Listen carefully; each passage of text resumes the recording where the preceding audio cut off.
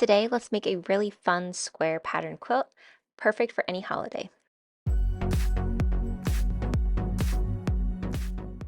Welcome, I do sewing and DIY related content, and today I'm going to be using some of my leftover fabrics as well as this really fun wintry fabric to make a really fun square quilt. So what I'm going to do is cut out 5 7.5-inch squares, and these are going to be the main focal point of the quilt. So they are going to be a little bit bigger, so this is going to be the main fabric that you really want to be shown.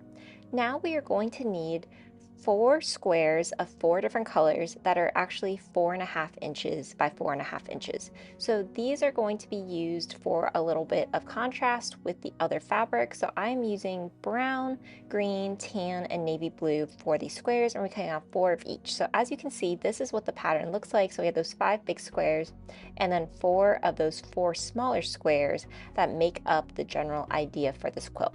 So now using those smaller squares, I am going to be matching them with right sides together and pinning across one edge. So I like to use quilting clips. I find it a little easier, especially when I'm piecing all of this together. So just going through, piecing that one edge, and then repeating this for the pair of the other color for that square.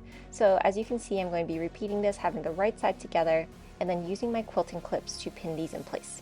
Then once I have done that for all the pairs of those little squares, I'm going to take it to the sewing machine and just begin doing a straight stitch all the way down that edge. I like to use this 1/4 inch quilting foot as it makes it a lot easier and has that guide to make sure that you're getting the exact seam allowance and just gives you the best possible chance, I feel like, of having a nice and even quilt. But this is definitely optional, and as long as you're taking that 1/4 inch seam allowance all the way through, it doesn't necessarily matter. Then I like to chain these together just to make it a little easier and quicker to put all these pieces. Once everything is sewn up, I'm just going to go through and trim them apart from each other so that I can then press all of these out and get them nice and flat and smooth. So I'm just going to take those squares that I just sewed together and press open the seam. So I can first use my fingers to do this, and maybe a little difficult, and then I'm just going to use my iron and just get that nice and open so that it starts to lay better when we start to attach all of these together.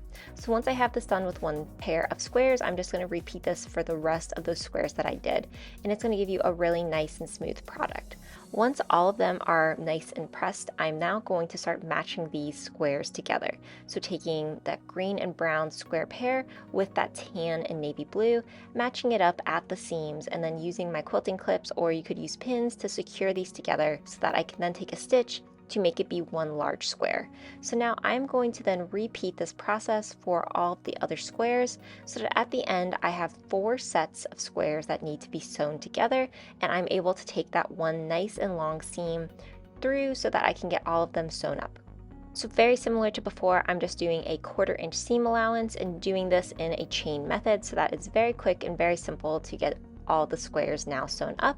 And then I'm going to do the exact same step where I'm going to cut them out, and then I'm going to press all of these open again. So making sure that that seam is done very nicely. As you can see, it looks really nice and exact.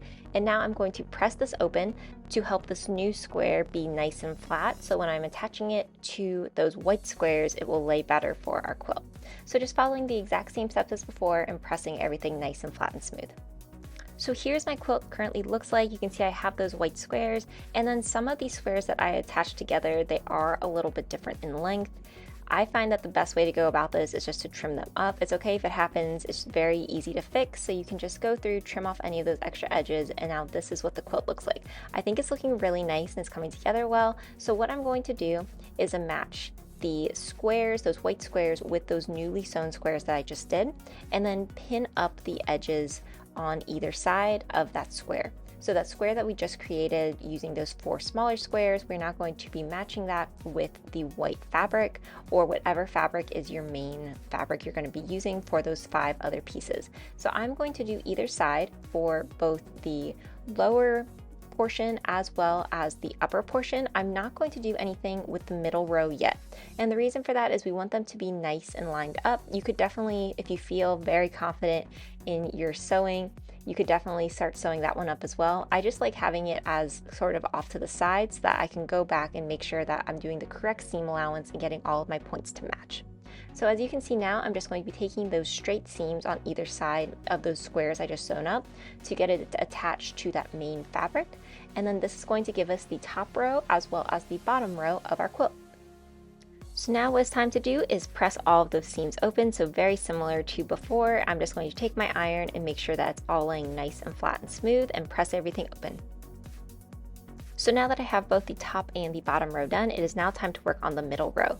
So as you can see, since I did kind of wait on the middle row, I am able to pair these up now. I can see that taking that 1/4 inch seam allowance is going to be correct and everything will match up nicely. But doing this a little bit just after I do the top and bottom just gave me a little bit more reassurance. I do see on this right side, I need to take a slightly larger seam allowance just to have it match up exactly. But you know, it's a really great way to just be able to correct yourself in case anything didn't measure out exactly as you thought it would, and this gives you a really great option to make sure you're still going to get that really nice looking quilt at the end of all of these seams. So once I have this sewn up, I'm just going to go back through and press this all out again, and it is now time to start combining all of the rows together. So very similar to before, I am just going to be matching up those seams, making sure that all of the squares are matching. And then I did decide to sort of switch the order as I thought that it was going to look really fun and really pretty. And now I'm just going to take my 1/4 inch seam allowance and sew all the way up. So at this point, you know, a lot of this is being very exact, making sure I am back stitching at the beginning and end, since this is going to be like the main seams for the quilt. I will be repeating this for both the top and the bottom rows of the quilt. And at this point, I'm sure you know what it's time to do. It's time to press all of those seams open. So at this point, your quilt top is complete. I'm going to go through and just trim any of the edges that may be a little bit off if the squares are a little bit bigger than what you expected. And here's what it looks like. So now to actually make it be the entire quilt, I have a back. I'm just going to be using the screen back, and then I have some batting underneath as well. And I am just going to be doing a stitch in the ditch effect for those squares that we sewed up. And then I'm also going to be doing some free motion quilting to trace out some of those buildings and mountains that are on that wintry fabric I have. There's so many different ways that you could do quilting with this though. It really just depends on what type of fabric you have and what type of pattern you're looking for. So once the quilting is all done, it is then just time to add some binding.